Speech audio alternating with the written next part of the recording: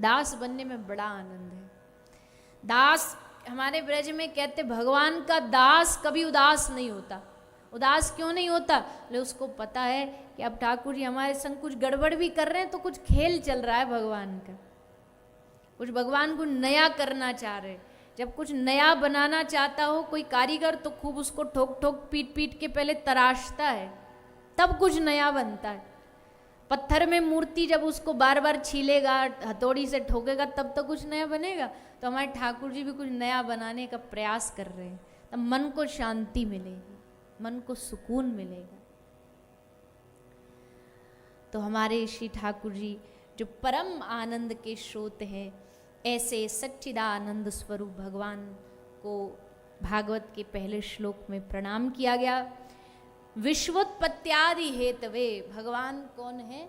विश्व के उत्पत्ति, विश्व को बनाने वाले, विश्व का पालन करने वाले और विश्व का संहार करने वाले भी भगवान ही हैं। भगवान ये दुनिया को खेल के जैसे रचाते हैं, जब उनका मन करता है इसका निर्माण किया, खेले और उसके बाद इसका अपने आप में ही विलय कर लिया। ये भगवान की अपनी लीला है। तापत्रय विनाशाय, अब ये बड़ी काम की पंक्ति है। 3 ताप होते हैं, 3 दुख होते हैं, दैहिक, दैविक, भौतिक। आदि दैविक, आदि भौतिक। ये दुख अलग अलग प्रकार के जो हमारे जीवन में हैं, उन सब दुखों का नाश करने वाले कौन है? ले वो भी एकमात्र श्री हरि है, भगवान। सब दुखों का नाश करने वाले। दुखों का नाश करने का मतलब दुख खत्म करने वाले नहीं है भगवान। ये बात जरूर समझ लेना, क्योंकि अगर केवल भगवान दुख खत्म करने वाले ये बात मन में बैठ गई ना, तो जब दुख आएंगे तभी भगवान के पास जाओगे। दुखों के समय में ही जाकर के लंबी लंबी मंदिरों में लाइन लगाओगे, सुख आते ही हाँ हाँ हाँ अब तो भगवान की आवश्यकता नहीं, फिर दुख आएंगे तब भगवान की याद आएगी। भगवान कोई मशीन थोड़ी है कि दुखों से छुटकारा पाना तो भगवान के पास पहुंच गए, काम खत्म, निकल गए। प्रेम करने वाला, उसके लिए सुख दुख कोई मायने नहीं रखता। भगवान क्या करते हैं? भगवान की भक्ति हमें दुख को सहने की शक्ति दे देती है। बस संसार वाले में और भगवान के भक्त में इतना ही फर्क है। संसार वाले के पास इतना सा दुख आ जाए तो उसे उतना लगेगा, और भगवान का जो भक्त होगा उतना दुख आ जाए उसको इतना लगेगा। भक्ति यही करती है।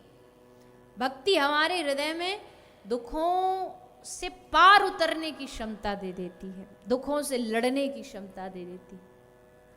तो तापत्रय विनाशाय, तीनों तापों को नाश करने वाले हैं श्री कृष्णाय वयम नुमः।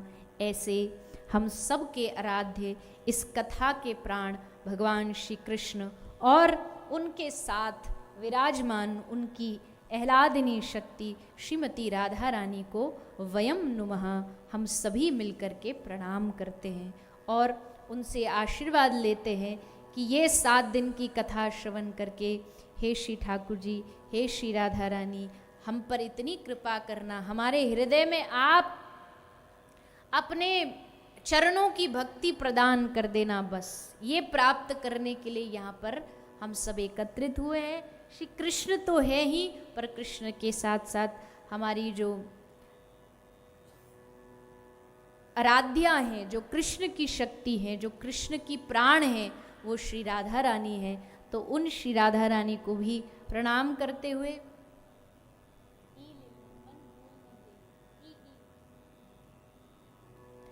तो उन श्री राधा रानी को हम सब प्रणाम करते हुए आज की इस कथा को आरंभ कर रहे हैं, आज के सत्र को आरंभ कर रहे हैं। अभी थोड़ी देर पहले मैंने कहा था ये मन बड़ा चंचल है, कैसे तेरा भजन करूं, लेकिन इस मन की एक खासियत है।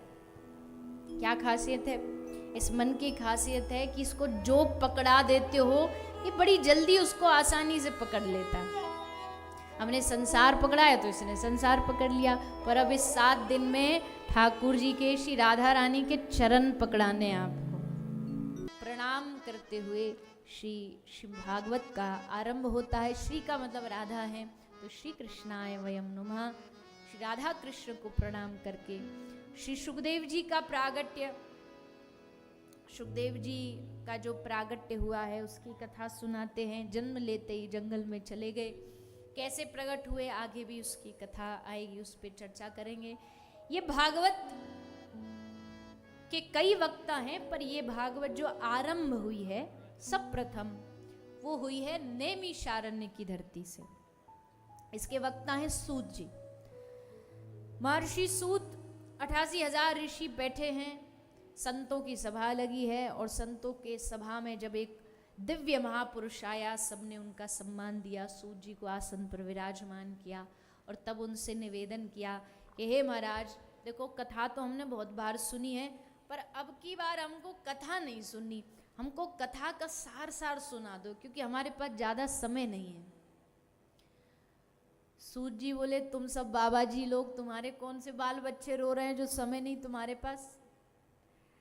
तो संतों ने कहा कि प्रभु देखो, हमारे पास तो समय ही समय है, पर हम ये कथा अपने लिए नहीं, हम ये कथा आगे आने वाला जो भविष्य है ना, उसके जो लोग हैं, खासकर जो कलयुग के लोग हैं, हम उनके लिए सुनना चाहते हैं, क्योंकि हमको पता आगे दुनिया में वह एक ही बहाना रहेगा सबके पास। कथा सुनने चल रहे हो? अरे कहाँ कथा, कौन सी कथा, कैसी कथा? तुमको कथा की पड़ी, हमको मरने तक की फुर्सत नहीं है। अब इससे पूछो, जब मरना आएगा तो तुमसे पूछ के आएगा क्या? फुर्सत पूछेगा तुम्हारी कि भैया तैयार हो जाने को? तुम्हारी रजामंदी नहीं पूछी जाएगी जाने से पहले। सब चीज के लिए फुर्सत है हमारे पास, सोने के लिए फुर्सत है, फोन के लिए फुर्सत है, और दुनियादारी के लिए फुर्सत है, कमाई के लिए फुर्सत, कथा के लिए अरे कहाँ समय नहीं। भगवान कहते ये समय मैंने तुझे दिया ताकि तू मेरा स्मरण कर सके, और तू मेरे ही स्मरण के लिए कहता समय नहीं है। पर फिर भी ऋषि बड़े साधु तो बड़ा कोमल हृदय वाला होता है ना, सबका हित सोचता है। तो संतों ने कहा कि महाराज देखो, हमारे पास तो समय कोई कमी नहीं, हम तो कथा के लिए जीते हैं, कथा मात्रेक जीवनम। पर आगे कलयुग आने वाला है महाराज, लोगों के पास समय भी होगा पर मन नहीं होगा। समय बड़ा इशू नहीं है, बड़ा इशू है मन नहीं है। समय तो हमारे पास बहुत है, समय की कोई कमी नहीं हमारे पास, मन नहीं। तो महाराज देखो, अब हमारे वेदों की जो भाषा है बड़ी क्लिष्ट है, वेदों की जो बातें उनको अनुकरण करना एक गृहस्थ धर्म के लिए थोड़ा सा मुश्किल भी हो जाता है, क्योंकि देखो वेद कहते हैं काम क्रोध लोभ मोह माया मद मत्सर सब त्याग दो। अब कलयुग के जीव से तुम ये सब बातें करो कि काम क्रोध लोभ मोह त्याग दे, बोलेगा बस बस अपनी कथा अपने पास रख। काम क्रोध छोड़ने की बात कर रहा, हमसे सिगरेट नहीं छूटती, हमसे चाय नहीं छूटती, कथा में आते समय एक बार चाय और कथा से जाते समय एक बार चाय, और बीच में मिल जाए तो आहा महाराज फिर तो मौज ही मौज है।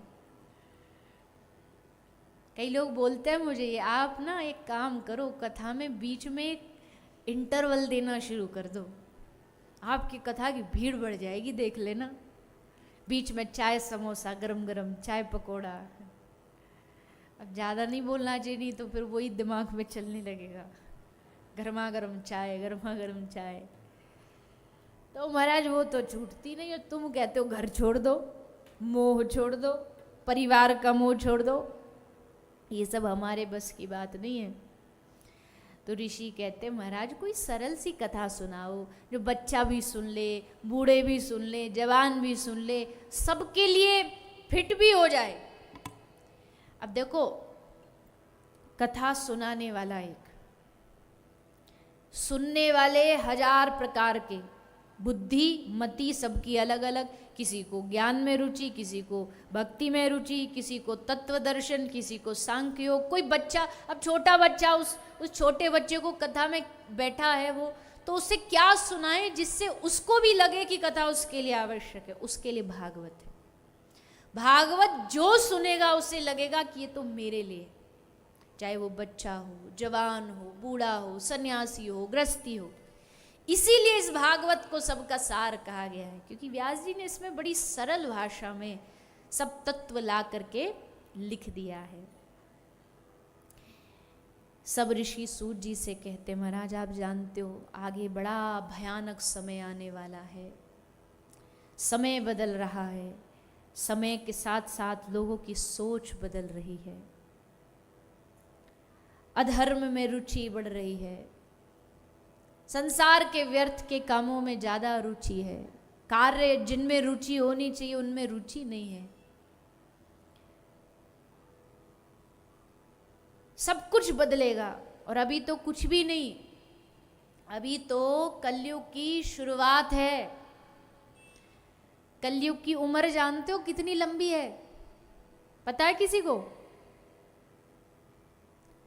कलयुग की आयु एज है, हाँ एक भैया बता रहे पीछे, कलयुग की आयु है 4,32,000 साल।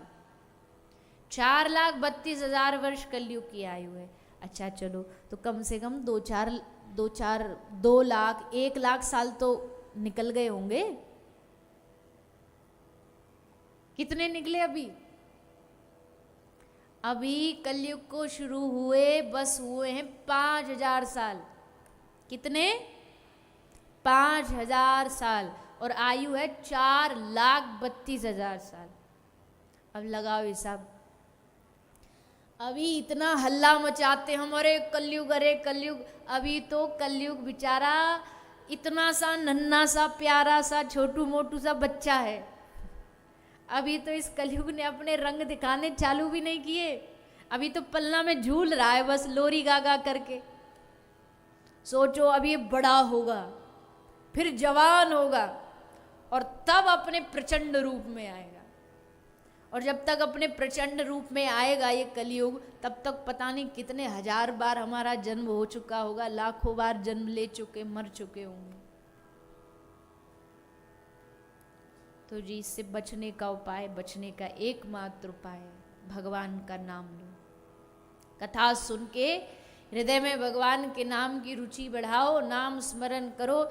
श्री चैतन्य महाप्रभु इसलिए कहते हैं कि ये जो कलयुग का समय चल रहा है ना फिलहाल वाला, ये सबसे गोल्डन पीरियड है, सबसे बढ़िया समय है। क्योंकि इसके बाद तो भागवत जी उठा के पढ़ो, भागवत जी में लिखा है कि धीरे धीरे सारे जो हमारी जो व्यवहार है, हमारी जो विचार है, वो सब बदल जाएंगे। हमारी आयु बदल जाएगी। आदमी की आयु कलयुग में घटते घटते वो 20 साल रह जाएगी।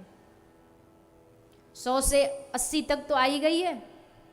100 वर्ष के बाद अब धीरे धीरे 80 तक सबकी विदाई हो जाती है। 100 साल पे कोई आज के ज़माने में पहुंच जाए तो घर वाले उसका पूरा हल्ला मचाते घूमते रहते। हमारे दादाजी 100 साल के हैं। 100 साल तो मानो ऐसा कोई रिकॉर्ड तोड़ दिया हो। पहले 100 साल आम होता था, अब 70, 80, 90 बस। अब ये घटते घटते 20 साल पहुंच जाएगी।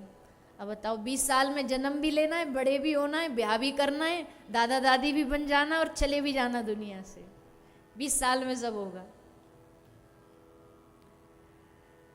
कलयुग का बड़ा भयानक प्रचंड रूप आएगा। समय जरूर उसमें कई हजार लाख वर्ष है, पर बहुत सारे मैंने ऐसे कहते सुना ये कलयुग का अंत चल रहा। अंत नहीं भैया, शुरुआत है। अभी तो शुरू हुआ है, आगे आगे देखो होता है क्या। अभी भी संभलने का समय, अभी भी समझदारी से चलने का समय है। सूत जी से 88,000 ऋषि कहते महाराज बड़ा विचित्र समय आएगा। ऐसे समय में अगर किसी को भगवान को पाना हो तो कोई रास्ता बताइए। तब उस समय श्री सूत जी ने 88,000 ऋषियों को ये श्रीमद् भागवत कथा श्रवण कराई। ये कथा श्रवण करने से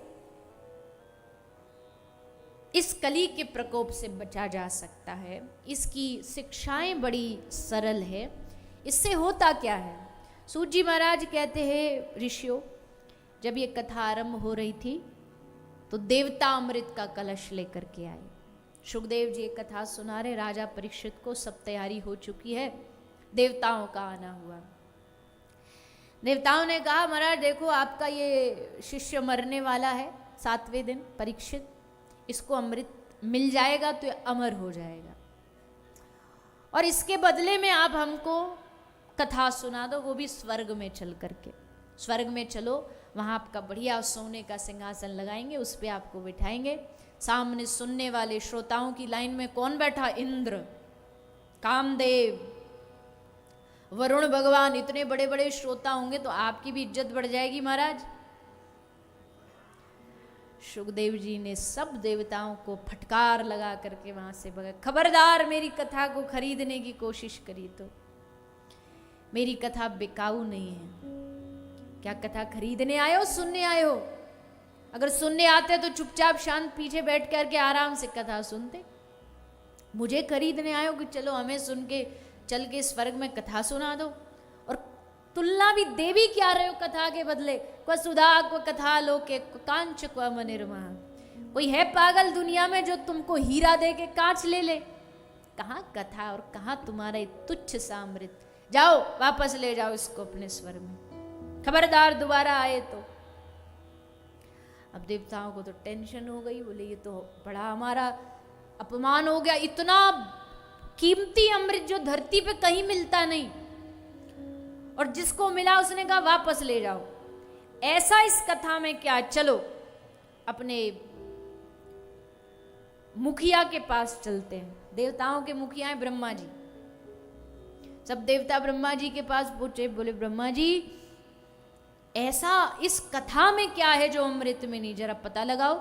ब्रह्मा जी ने तुरंत एक तराजू मंगवाया और एक तराजू पर अमृत रखा, एक तराजू पर कथा रखी।